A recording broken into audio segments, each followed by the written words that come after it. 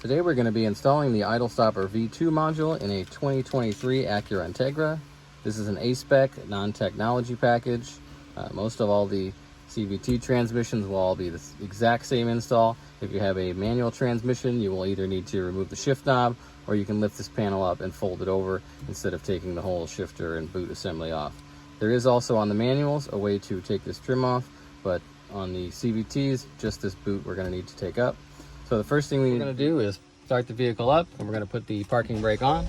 So go ahead and start it up and put the parking brake on, and then you can go ahead and shut the vehicle off. And once you shut the vehicle off, you're going to see the red brake light over on the right side. You're going to have to wait until that goes off. It's also illuminated here on your parking brake button. We're just going to wait for that to completely power off. That way we can start our installation. So after about 30 seconds, the light has gone off. The red brake has gone off from the dash. First thing we need to do is take a pry tool or something similar and start popping up this gloss black panel. You can go in between the gloss black and the flatter black part. I would suggest to start from the corners over here.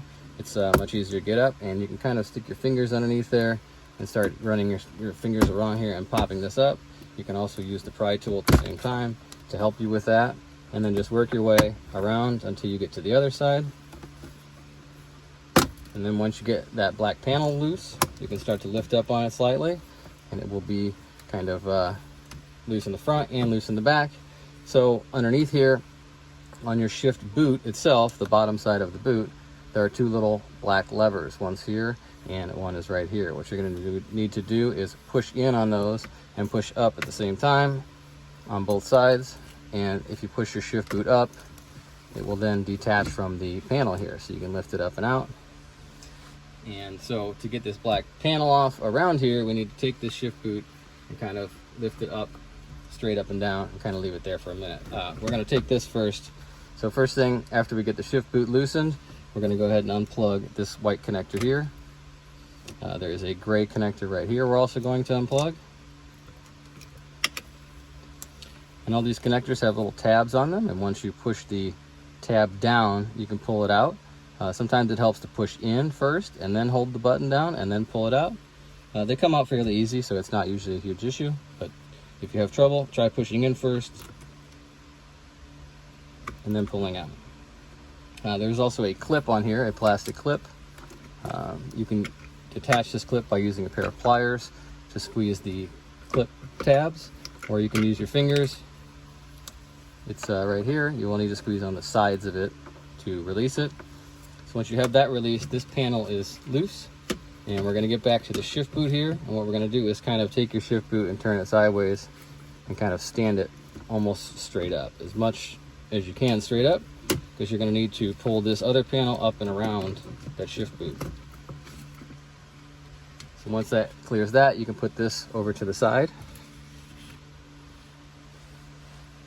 And the next thing we're going to need to do is remove the side trim panel here. This corner down here, and we can grab this panel and pull up on it. It's just the leather part right here. So you'll grab and you pull up, and it'll detach from this corner, and then you can start pulling it toward you. Work your way around the glove box here, and then over to the dash vent where the final tab is.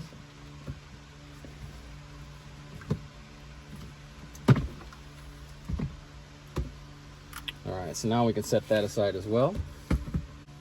Alright, next thing we're going to do is get at a screw that's all the way up in this corner here. I'm going to try and zoom in if I can.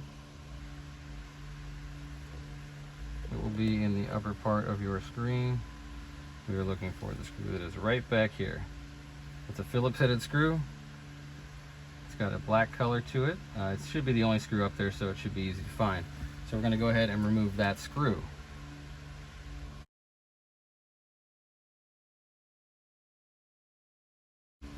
Make sure you use a magnetic screwdriver or something holding onto the screw with your finger maybe, just so you don't lose it down on the dashboard. I'm just going to put this down in the cup holder. Okay, our next step is to remove the power outlet panel here. We're going to be lifting up on the corners here, and it's going to pop up and over the shifter. First thing we need to do is move the shifter out of the way though. So we're going to lift our shifter boot up here, and there's a white detent here. You're going to move that down towards you, and then you can put your car in a lower gear. And like I said before, make sure you do the parking brake first, because if not, your car will be rolling now, and that's not a good thing. So make sure you have your parking brake set when you start this. So after we have our gear shifter out of the way, we're going to start pulling up on this panel in the corners. Just lift straight up. It will start detaching, and then you can work your way up the side here. Once you work your way up far enough, it'll start popping out towards you.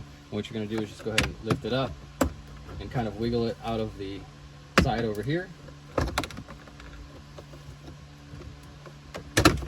And once it detaches and comes out of the way, you can lift it up and over the shifter. You don't have to take this panel out fully. You can leave it sitting just like this.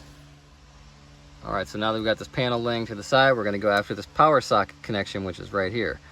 There is a tab on the underside of the power connector. If you want to know what this tab looks like, just look on your idle stopper module and you can see the little tab right here that you're going to need to push down while you release that. Okay, so while you're holding the tab down, you're going to be pulling it out, and you're going to kind of wiggle it back and forth while you're pulling it out. Sometimes these little guys can be on there pretty tight, so make sure you have that tab pushed all the way in. Sometimes you can hear it click and then pull and wiggle at the same time, and it should eventually work its way off. It does sometimes take a few wiggles, but it does pop off. So now that we've got our power connection undone, we can take our idle stopper module and take the black connectors that are on your idle stopper module. This end with the two gold bronze colored prongs are going to plug into the factory wiring. It's a T-shaped, it only goes in one way, and you're going to plug it all the way in. It's not going to fit completely together. There is supposed to be a small gap there. That is going to be covered up by the strip of foam that is inside your idle stopper package. This connection is definitely secure and tight. It doesn't cause any integrity issues with this gap being there, so we're just going to cover it up just to make sure nothing falls on it or touches it in any way. So you can take your foam strip out of the idle stopper packaging. You can use electrical tape or whatever you feel comfortable with. We just provide this foam strip in the package for you. So you're just going to wrap it around the connection.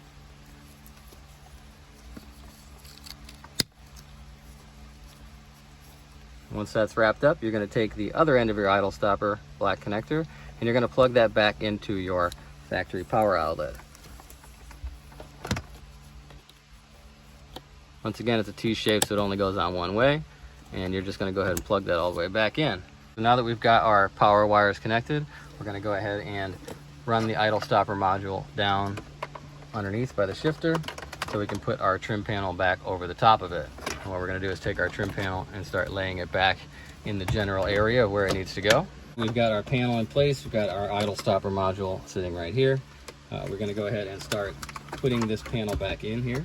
So we're going to take the back side and go down and in, and make sure you have on the sides over on the back side, there are two clips that are on the side that you want to make sure you get in. The clips I'm referring to are these corner ones down here. There's one right here, one right there. You want to make sure that these are in position before you snap this in, because otherwise this won't snap all the way in. And there's one on both sides of that console piece. Okay, so now that your corners are in, you can go ahead and start pushing down on this slightly. There are a couple clips that need to line up in place, so don't force it. It will fall into place. Once you get each side down and the clips are sitting right where they need to be, you can then go ahead and push down around the perimeter of the panel. Make sure everything is tucked in nice, everything is clipped in all the way. So now that we got our panel back in, we're going to go ahead and put that screw back in up here. So you're going to take your screwdriver and you're going to put that screw back up in the dashboard.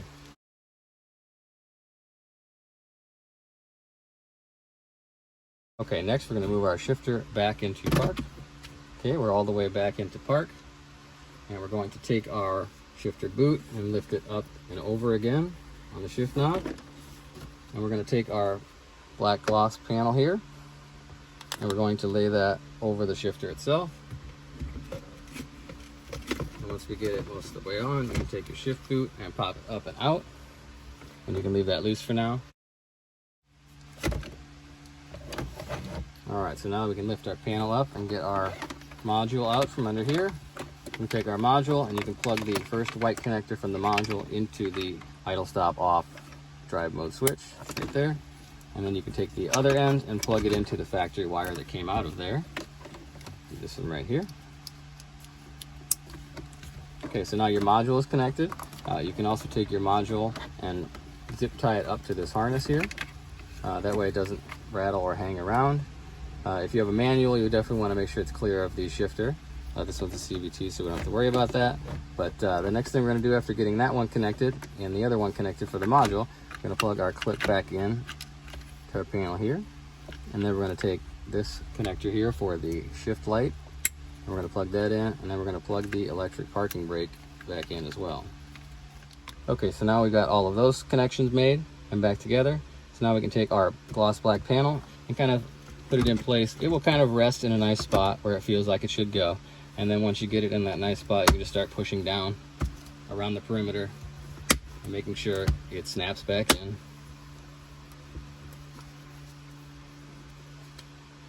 And after you get that snap back in, we can put the shift boot back in.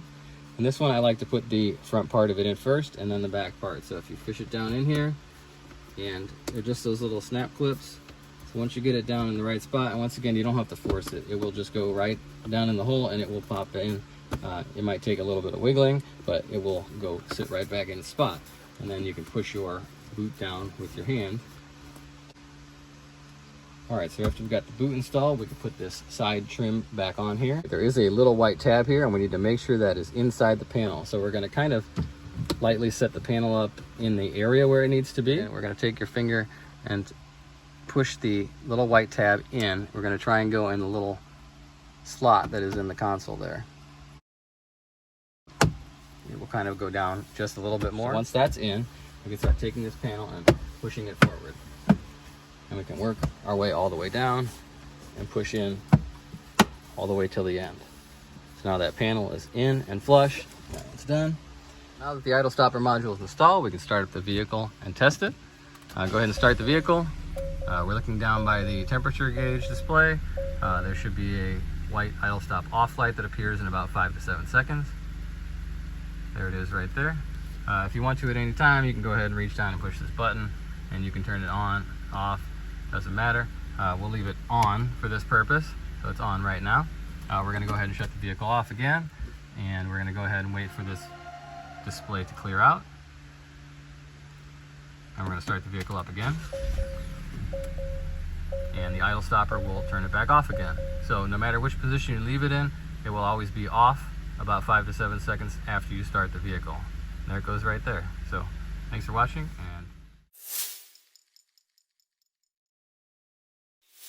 So if you didn't listen to the instructions at the beginning of the video to wait for that red light to go off, you're going to have this warning message, brake system warning message, and the brake light is going to be flashing at you.